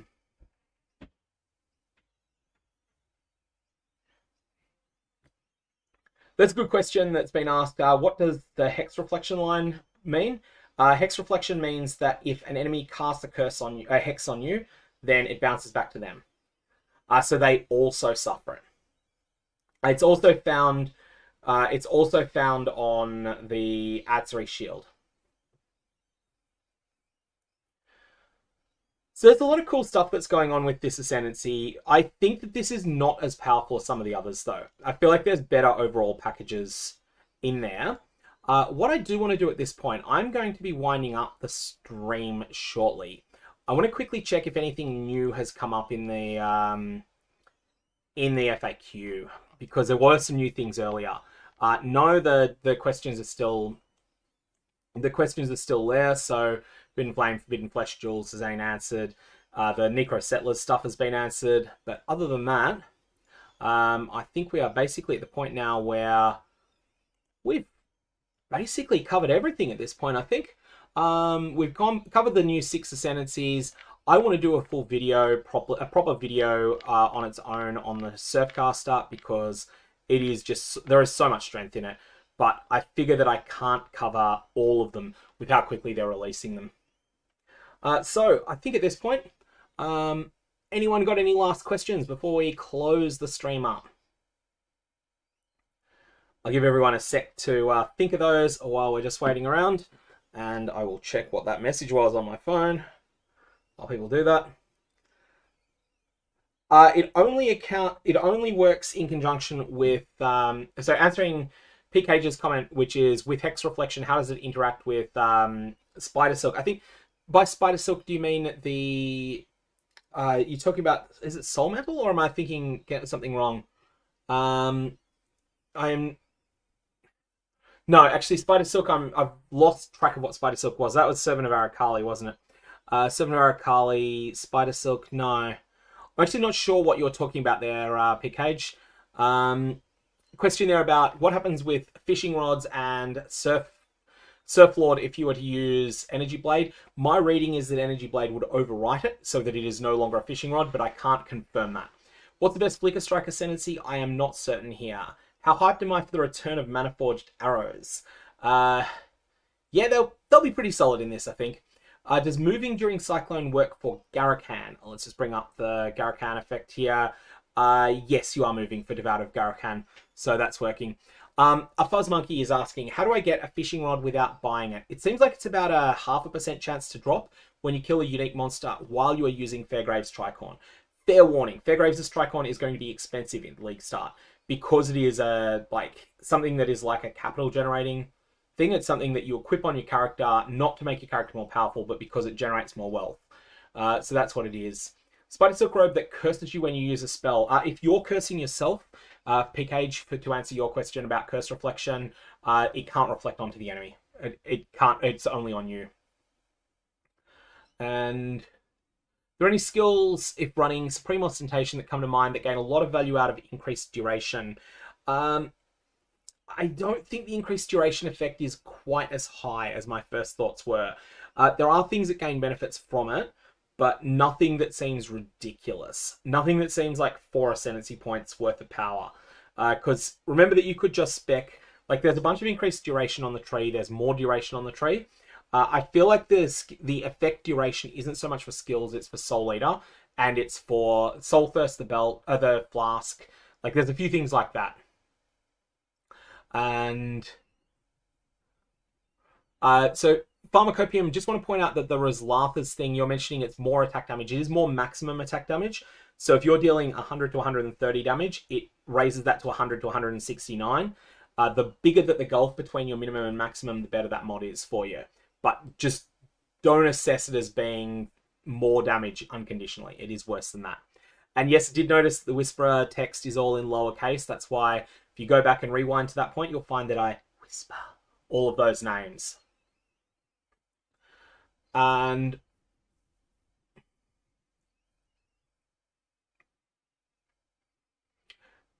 just looking to see, yeah, Stormburst is an interesting one that someone points out that, yes, Stormburst and, like, okay, so Decay Support is a meme, right? But Decay Support is something that is at least worth considering there. I'd have to look at the way it works because I know there's a bunch of interactions between Decay Support and Stormburst that I don't really fully understand, but they have been well documented. So if people are interested in something really weird, that will do something. There is something that's going on there that will do all sorts of silly shenanigans. One thing I will do, just while I'm waiting for any last questions to pop in, I will plug my merch store. I'll put a link to this down in the description below. But we have Latucan mouse pads that are available there, amongst other things. I've just been on a phone call earlier today to a person from Fourth Wall, a company that sets up all the merch store stuff. I will just do that tag now as well for that so that you can see that information in there. It's generally speaking much better if you're in the United States because the shipping is unfortunately not super cheap. So let me just find that tag there for the that was the Latucan. Was it the Unbroken or the Shattered one? That was the Unbroken one. So let's just tag that in there now. So that should pop up in the video. I'm actually testing a YouTube feature there as well, as much as anything else. That is something I've been meaning to do there. So am I waiting to see if there's any new character archetypes that are announced? Not really, because I'm really looking at the Surfcaster as my starter. I think the Surfcaster just jumps out as so universally good and so interesting and so capable of changing as you go through. Is Calamitous Visions the play with Herald? So let's bring up which one that was. That's the Herald. Where are we? Little heralds. So, Calamitous Vision was... Calamitous Visions isn't... oh, you're talking about the... That's one of the things that exists on the... Yeah, let me just bring that up. Calamitous Visions. It's a cluster jewel node, isn't it? It's... Calamitous Visions is... Adds Lone Messenger. Lone Messenger is you can only have one Herald. 50% more effective Herald buffs. 100% more damage with hits from Heralds. 50% more damage over time from Heralds. Minions deal 25% more damage. Okay, so... Lone Messenger is really good in conjunction with the whole package around Herald of Agony. I think Herald of Agony is fantastic with the Herald Ascendancy. If you want to play HOAG, there is so much there. So much there. What skill will have the best early game synergy with the Surfcaster? I feel like the Surfcaster wants to be playing something that's dealing lightning damage, but it can be a spell or an attack. So you could deal that with lightning arrow. You could do it with lightning strike. You could go something a little bit more hipster like static strike that's still functional, or smite. Things that are functional, they're good enough skills without being amazing. All those are going to work. Or you could, but whatever the case, Ghost of the Deep is just so good. It doesn't matter what you play; it's going to be nuts. You also have that lightning trap as well. Lightning trap also feels like it's got a lot of power with this setup. Everything on this Ascendancy feels nuts, honestly. Everything on this Ascendancy feels nuts. There is no node on this that isn't great. Not that every single build, but there's no node on this that isn't great. Do I notice anything else like the Harbingers gaining the ability to be blue and flying? I do not know of anything else. I really hope that the Surfcaster gets to stay on a surfboard the whole time. That would be hilarious. If you don't want to play Lightning Strike, you could always, and you want to play Surfcaster, just go a Lightning Spell. You've got so much damage in this Ascendancy and so much utility from the ability to convert to cold, and your cold damage can shock, that you've got the ability to go, like, first node goes to the deep, of course, because it's just God tier. Second node, Stormy Seas. Third node, you could go Glacial Wave, and now you're starting to deal a lot of damage early on. You've got a lot of power there. And then you can pick whatever you want from there. It's everything. Everything is just so good. Everything here is just nuts. Surfboard MTX is required, yeah. It's an undocumented fisherman, yep. Tormented, undocumented fisherman. Granting huge buffs as long as you can keep that fisherman safe. Okay, and yeah, Heat Shiver, of course. There's also... What's Replica Heat Shiver do again? I'm trying to remember that. Replica Heat Shiver is... it's pretty rare, but I remember it being... What was it? It was... Oh, it's based on shock effect instead, is the amount of lightning damage you gain is extra cold. How does Lucky Lightning damage work with conversion? I don't know. How do Forbidden Jewels work? They are now confirmed, as of 2 or 3 hours ago, they are confirmed to be from the base game Ascendancies. Does Brinebound make small cold hits feel reasonably broken? Let's have a quick look there. So, enemies you freeze remain frozen. You've got to freeze them for long enough for the freeze to count. So, tiny freezes aren't going to work. And there is indeed an armor stacker angle with sea legs here as well. Like... This is just so good. Everything on this is a banger. Do Tormented Spirits stack with Ghost of the Deep? That I do not know. Anyways, I think at this point we have pretty much gone through everything that I wanted to discuss in this stream. The stream will remain online and watchable. I'm going to put a link to my Discord in the chat if people are interested in jumping in that. That will be in 1 sec as soon as I can grab that information. So invite people, copy, grab that 7-day invite and throw it into the chat here. Why is that saying hidden use copy button? That's not what I wanted to say. I hit the copy button and it didn't work. Okay, well, let me try that again. Let's go back into Discord. Let's go to my Discord, right click invite people, press copy, says it's copied, paste, and it's just saying hidden use copy button. Okay. That means that I need to turn off streamer mode. for a second, which is always annoying to do in Discord. And then I can go invite people, and now it's going to work. Hey, isn't that fantastic? All right, so this time let's copy that in here. And a bunch of things might stack as well. Yeah, a bunch of things might stack that otherwise wouldn't. Alrighty. I think at this point we are basically done. I'm going to leave it there. May your Varlorbs have interesting results, and I shall see you all around.